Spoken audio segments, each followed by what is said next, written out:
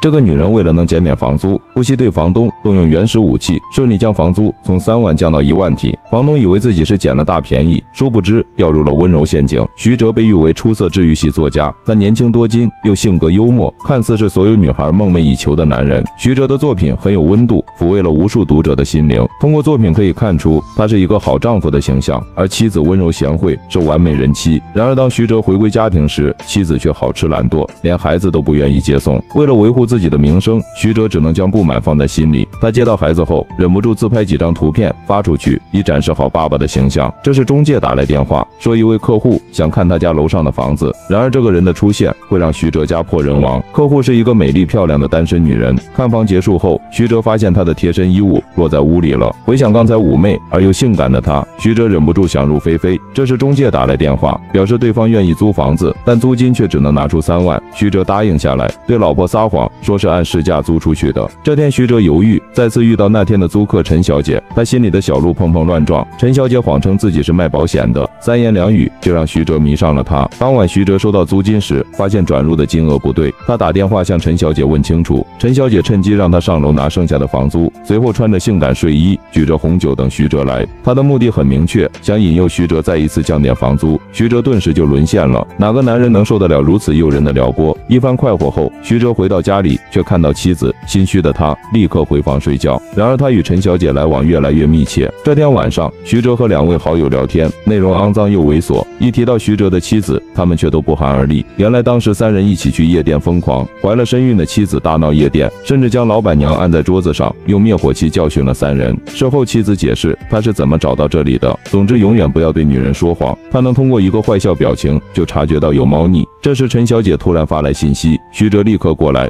然而陈小姐却借此机会想减租1万元。今個月唔交租，得唔得啊？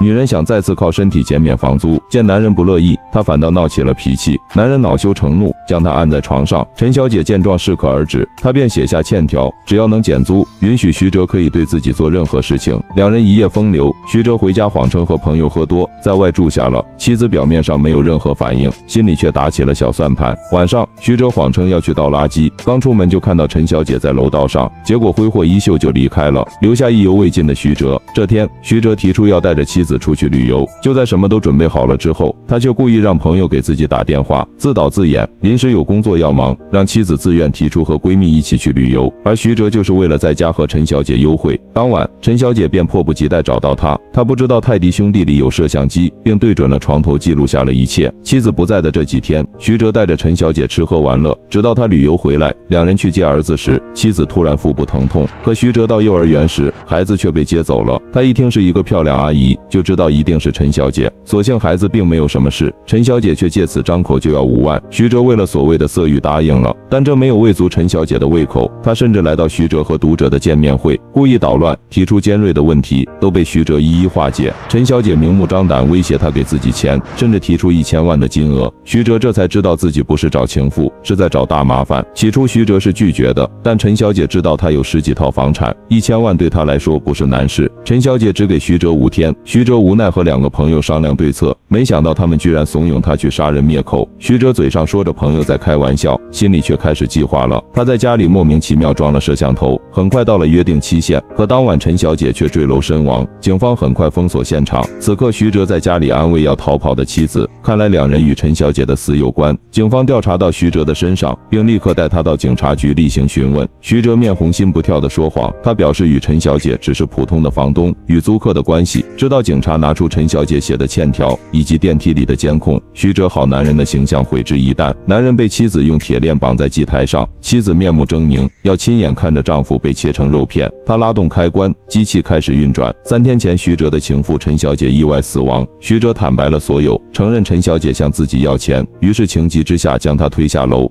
老王看到徐哲的审讯画面，通过各种微表情的分析，认为他在说谎。警方再次去徐哲家搜集物证，老王意外发现他妻子的日记。原来妻子从一开始就知道陈小姐的存在，日记内容充满仇恨。家里监控有显示，妻子的情绪经常不稳定，给警察错觉时，她精神有问题。他们查到徐哲妻子去的诊所，得知对方确实有心理疾病。老王复盘整个案件，陈小姐坠楼当晚，徐哲恰好从外地出差回来，也不在场证明。很快，徐哲的妻子被抓到警察局，他否定杀害陈小姐，也不承认日记是自己所写，一口咬定都是丈夫陷害自己。最后因为证据不足，夫妻2人都被释放，但警察一直在楼下蹲守。徐哲突然被妻子带到郊外，妻子承认陈小姐是自己找来的，视频也是他要求拍的。谁知陈小姐知道他们的家底后，开始坐地起价，打算两边都想赚一笔。徐哲抱怨妻子吃喝玩乐，不顾家庭，而妻子当初嫁给他就是为了钱。他威胁徐哲签下遗产分配书，徐哲拿儿子作为挡箭牌，但妻子早已疯癫，他丧心病狂地追捕徐哲，两人上演了一场凶险的猫捉老鼠的游戏。最后，徐哲被妻子绑在切割机上，关键时刻，警察及时赶到，与徐哲妻子大战一场，切割机终于停下，仿佛整个案件尘埃落定。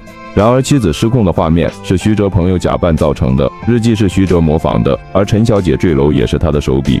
徐哲研究了一套机器，可以控制陈小姐坠楼，甚至连在警察局说谎都在他的计划中。